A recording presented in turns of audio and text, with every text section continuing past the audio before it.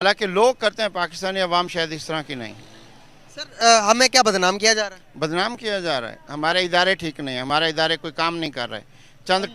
चंद टकों के वो पर्सनल फायदा। देखें, वो जाहिर हमारे दुश्मन है, तो कोई ऐसा बंदा जाता है दबंग किस्म का, जो अपनी इज्जत, वो लोग तो नहीं करेंगे, अपनी इज्जत करवानी पड़ती है फिर ऐसे लोगों से। सर जब हमारी तरफ से इधर पहले बिलावल भुट्टो साहब नफरत अंगेज स्पीचेस करते हैं कि butcher of Gujarat is alive,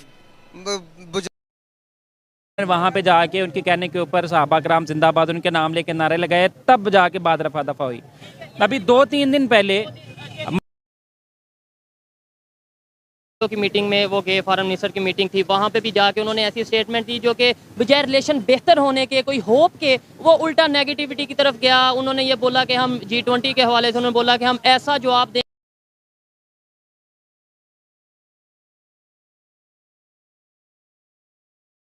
और कश्मीर के लिए जो है वो भी कुछ नहीं कर पाए, और उन्होंने कहा ये तो जनाब ऐसी इंसल्ट करवाई है इस कंट्री की बिलावल ने इंडिया जाके। खान साहब ये तमाम बातें करते हुए ये भूल रहे हैं।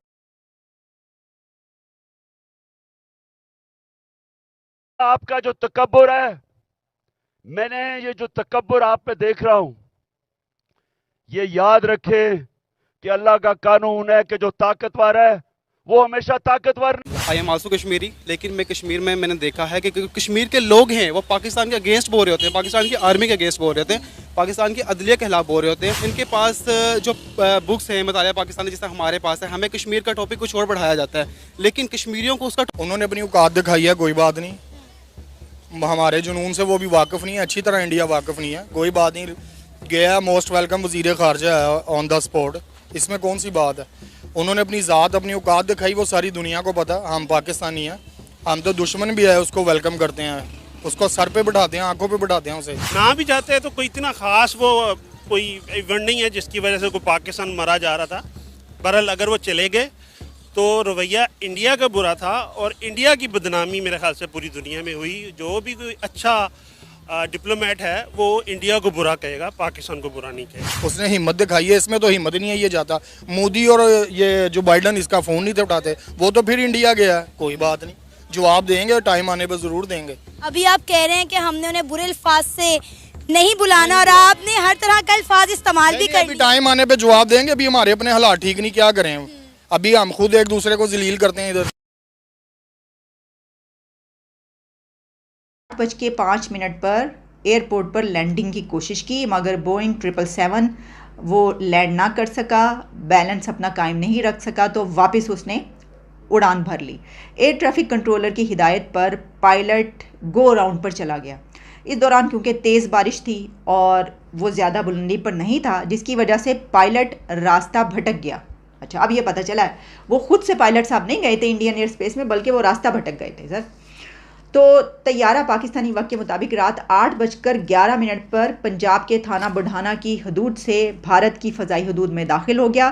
बोइंग 777 एयरक्राफ्ट उस वक्त 292 किलोमीटर फ़ी घंटा की रफ्तार से 13,500 फुट की बुलंदी पर था। मैंने कहा था ना, बड़ी डिटेल रिपोर्ट है, सब कुछ बताया गया।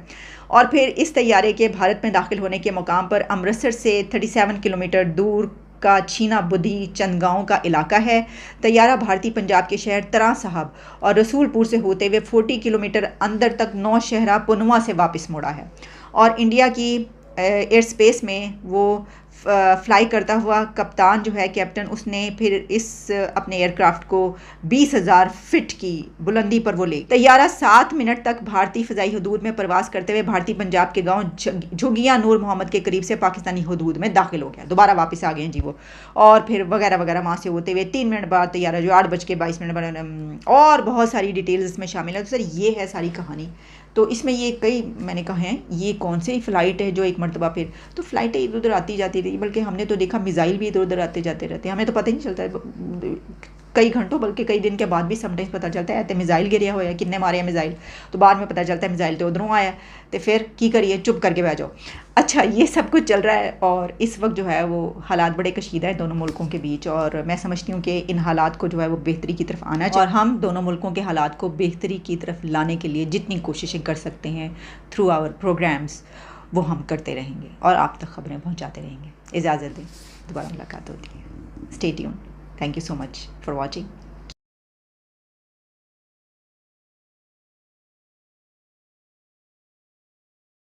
लेकिन आपको चला रही है पाकिस्तान आर्मी। और पाकिस्तान आर्मी जब तक अपना एटीट्यूड और जब तक अपने भेजे में ये न डाले कि उन्होंने इस्लाम के नाम पे अपनी पूरे मुल्क को तबाह कर दिया, पूरी कौम को तबाह कर दिया। हमारा ठीक है, हम लोगों का नरसंहार हुआ।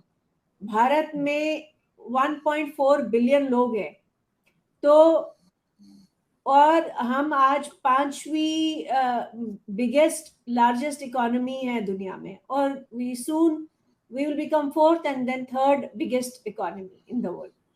तो हम लोगों को आप खत्म नहीं कर सकते, हम लोगों को आप हरा नहीं सकते हैं। हम लोगों ने ये पिछले 33 साल में ये प्रूव कर दिया कि इंडिया जो है वो सही रास्ते पे है। हम हार्ड वर्किंग नेशन है, हम प्लूरलिज्म में यकीन रखते हैं।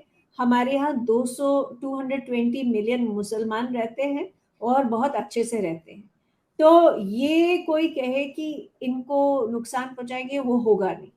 अब पाकिस्तान को डिसाइड करना है, आर्मी को डिसाइड करना है कि क्या वो वाकई अगर वो पीस में इंटरेस्टेड है तो कश्मीर की बात उनको, मुझे लगता है कि ये एक्सेप्ट करना पड़ेगा कि कश्मीर में 370 जो है वो खत्म हो चुका है। लोगों ने उसको एक्सेप्ट किया है, और लोग जो है म्यूनिसिपल इलेक्शंस हुए, लोकल बॉडी इलेक्शंस हुए कश्मीर में, लोगों ने ये कहीं नहीं कहा कि उनको 370 के बगैर वो